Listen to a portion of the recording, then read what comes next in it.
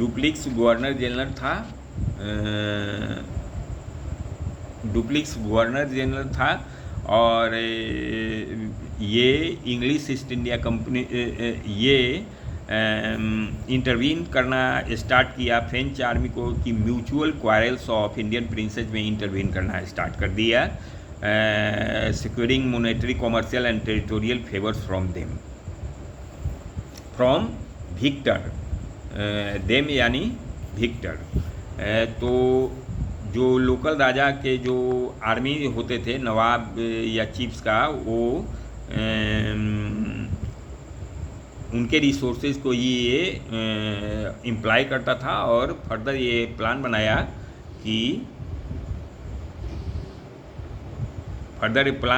कि east India company की English को एक्सपेल हम इसी तरह से कर सकते हैं। ओनली बैरियर इनका था स्ट्रेटजी में कि refusal of Indian ruler to permit such intervention. लेकिन चूंकि इंडियन जो रूलर थे वे पैट्रियोटिज्म से गाइड नहीं थे और वे नैरो माइंडेड परसूट था, उनका पर्सनल एम्बिशन हुआ करता था और वे अपने पर्सनल गेन और एम्बिशन के लिए लिटिल हेजिटेशन उनमें था कि इवन फॉरेन को इनवाइट करें, उनको अपने के साथ अकाउंट सेटल करने में। तो 1748 में एक सिचुएशन अराइज किया जिसमें कि कर्नाटक और हैदराबाद दोनों जगह सिचुएशन अराइज किया। डुप्लिक्स का जो टैलेंट था इंट्रिग का, यहाँ पर उसके टैलेंट को स्कोप मिला। कर्नाटक में चंदा साहिब नवाब अनवरुद्दीन के अगेंस्ट में कंस्पायर करने लगे थे और हैदराबाद में असफ जाह निजामुल मुल्क के डेथ के बाद उसके सन नासिर जंग और मुजफ्फर जंग के बीच उसके सन नासिर जंग और उसका ग्रैंड सन मुजफ्फर जंग के बीच टसल हुआ गद्दी प्राप्ति करने के लिए। डुप्लिक्स इस अपॉर्चुनिटी को सीज किया और एक सेक्रेट ट्रीटी चंदा साहिब और मुजफ्फर जंग से के साथ एक सेक्रेट ट्रीटी स्थापित किया, एक सेक्रेट ट्रीटी किया जिसमें कि उसका और जिसमें ये वो प्रॉमिस किया कि अपना जो इंडियन आर्मी है और जो उसका फ्रेंच आर्मी है वो दोनों मिलकर इसको हेल्प करेगा, अपने फोर्सेस मतलब इंडियन फोर्सेज और फ्रेंच फोर्सेज इसको हेल्प करेगा। थ्री एलाई थे वे अनवरुद्दीन को किल कर दिए अंबूर के बैटल पे। उसके बाद मोहम्मद अली क्या किया कि त्रिनोचोपोली में भाग गया, उसका बेटा ये अनवरुद्दीन का बेटा, और जो रेस्ट ऑफ कर्नाटक था वो चंदा साहब के डोमिनियन में चला गया और वो फ्रेंच को रिवार्ड किया 80 विलेज पांडिचेरी के इर्द गिर्द देने के लिए। 80 विलेज पांडिचेरी के इर्द गिर्द दिया। हैदराबाद में भी फ्रेंच सक्सेसफुल हुआ, नासिर जंग किल कर दिया गया और मुजफ्फर जंग निजाम हुआ और वायसराय ऑफ डेक्कन हुआ। निजाम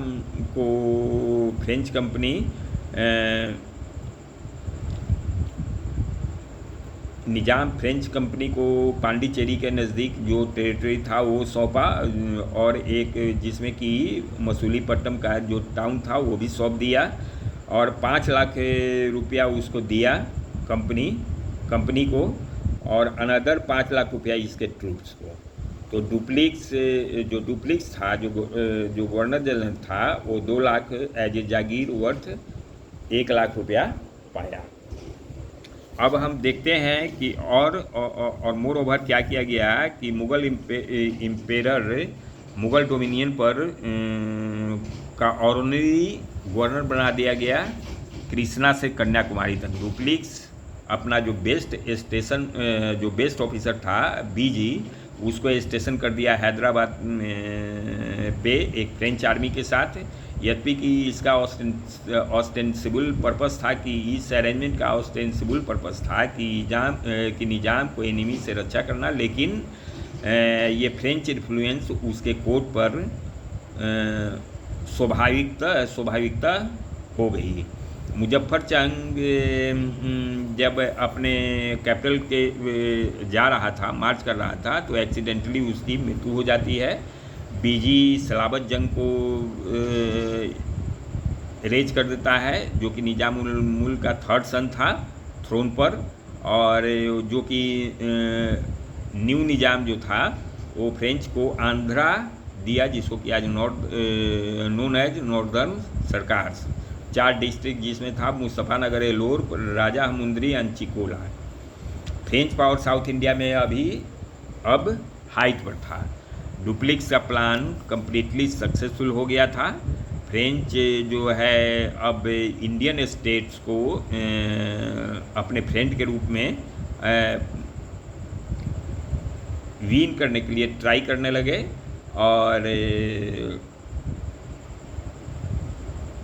क्लाइंट्स और सैटेलाइट्स बनाने का बात सोचने लगे। लेकिन इंग्लिश इसमें पीछे नहीं रहते, इंग्लिश साइलेंट नहीं रहते, साइलेंट एक्सपेक्टेटर्स ऑफ अपना जो राइवल था उसके सक्सेस पर साइलेंट एक्सपेक्टेटर्स नहीं रहते। ये फ्रेंच इन्फ्लुएंस को ऑफसेट करने के लिए, मीन्स कि उसको रिपेल करने के लिए और अपने इन्फ्लुएंस को इंक्रीज करने के लिए वे नासिर जंग और मोहम्मद जंग से इंटरव्यू करने लगे। 1750 में वे मोहम्मद अली के पक्ष में अपना पूरा शक्ति लगाए। रॉबर्ट क्लाइव एक यंग क्लर्क था कंपनी के सर्विस का, उसको प्रपोज किया कि फ्रेंच प्रेशर मोहम्मद अली पर किस तरह से हटे और अरकोट को विशिष्ट कर लिया, त्रिचिनपोली को और अरकोट को अटैक कर दिया। कैपिटल ऑफ कर्नाटक जो था, प्रपोजल एक्सेप्ट कर लिया गया। मतलब ये प्रपोजल कि फ्रेंच प्रेशर मोहम्मद अली पर दिया जाए, त्रिचिनपोली को विशिष्ट कर दिया जाए और अरकोट को अटैक कर दिया जाए, ये प्रपोजल दिया रॉबर्ट क्लाइव को। कौन दिया? तो इंग्लिश दिया। तो प्रपोजल एक्सेप्ट कर लिया गया। क्लाइव एसल्ट किया और अरकोट को ऑक्यूपाई कर लिया। चंदा साहब और फ्रेंच अपना ये जो थे त्रिचिनपोली को सीज करने में सीज को रेज किए। फ्रांच फोर्सेज रिपीटेडली डिफीट हुआ और चंदा साहिब सून कैप्चर कर लिया गया और किल कर दिया गया। फ्रेंच फॉर्च्यून्स अब ए पर था, मतलब नीचे था, और अनइक्वल हो गया इंग्लिश काउंटर पार्ट से। अंत में क्या हुआ कि French government very of war, heavy expenses of war, मतलब हैवी एक्सपेंसेज ऑफ वार के से तंग आकर और अपने अमेरिकन कॉलोनी के लॉस का ध्यान रखते हुए, अपने अमेरिकन कॉलोनी का ध्यान रखते हुए कि कहीं लॉस ना हो जाए, इसलिए पीस निगोशिएशन का शुरुआत किया, जो कि 1754 में इंग्लिश डिमांड को मानते हुए कि डुप्लिक्स को इंडिया से वापस बुला लिया जाए। ये वापस बुला लिया गया डुप्लिक्स। एक तरह का गिव ब्लो दिया फॉर्च्यून से, फ्रेंच फॉर्च्यून्स के कंपनी के।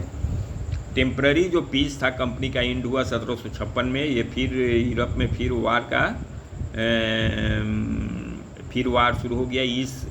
ये बार वार अनइक्वल हुआ, क्योंकि अनइक्वल था क्योंकि इंग्लिश ऑलरेडी बंगाल के ऊपर कब्जा कर लिए थे, बंगाल के ऊपर कंट्रोल कर लिए थे, और अब लिटिल होप था फ्रेंच कॉज के लिए इंडिया में। जो रिच रिसोर्सेज ऑफ बंगाल था वो डिसाइडेडली जो स्केल था वो ब्रिटिश के इंग्लिश के दिशा में फेवर कर दिया, इंग्लिश के फेवर में कर दिया, और डिसाइसिव बैटल ऑफ वांडी वास लड़ा गया 22 जनवरी 1760 को, जिसमें कि इंग्लिश जनरल आयरकूट लैली को डिफीट कर दिया। इसके बाद और 1763 में ट्रीटी ऑफ पेरिस साइन हुआ, जिसमें कि फ्रेंच फैक्ट्री को तो इंडिया में रिस्टोर कर दिया गया, लेकिन उनको वो केवल सेंटर ऑफ ट्रेड के ही रूप में काम कर सकते थे। और फ्रांस अब इंडिया में ब्रिटिश प्रोटेक्शन के अंदर रहने लगा। इंग्लिश जबकि दूसरे हैंड इंडिया को इंडियन सी को और जितना भी यूरोपियन राइवल था उससे वे मुक्त पा गए। इस स्ट्रगल में फ्रेंच और इंडियन एलाइज के स्ट्रगल में ब्रिटिश कुछ लेसन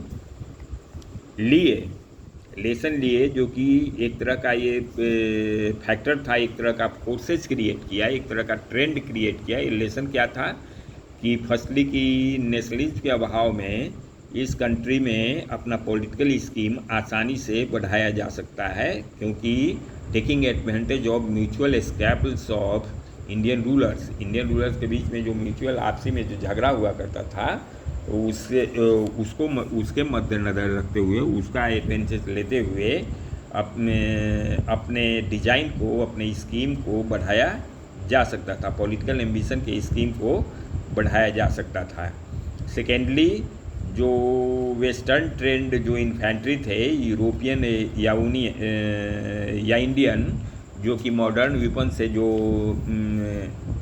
सुसज्जित होते थे और आर्टिलरी के द्वारा बैक किए जाते थे, वो ओल्ड स्टाइल इंडियन आर्मी को पीस बैटल में आसानी से हरा सकते थे। थर्डली, ये प्रूव हो गया कि इंडियन सोल्जर ट्रेंड और आर्म्ड इन यूरोपियन मैनर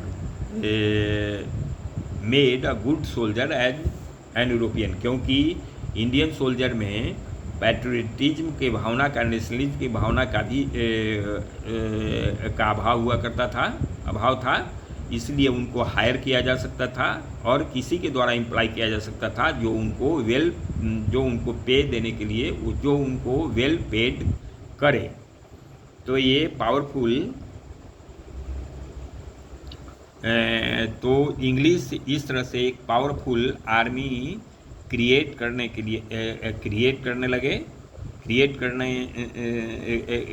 किए, जो कि सिपाही कहा जाता था, जो कि ऑफिसर्ड बाय इंग्लिश मैन। और इस आर्मी से, जो कि इसका चीफ इंस्ट्रूमेंट था, वो अदर इंडियन टेरिटरी को और ट्रेड को अपने कमांड में ले सकते थे, और बाद में ले लिए। ईस्ट इंडिया कंपनी एक तरह से वार और टेरिटोरियल एक्सपेंशन के स्टेप में अगला कदम बढ़ाया है। Thank you. इस वीडियो में इतना ही।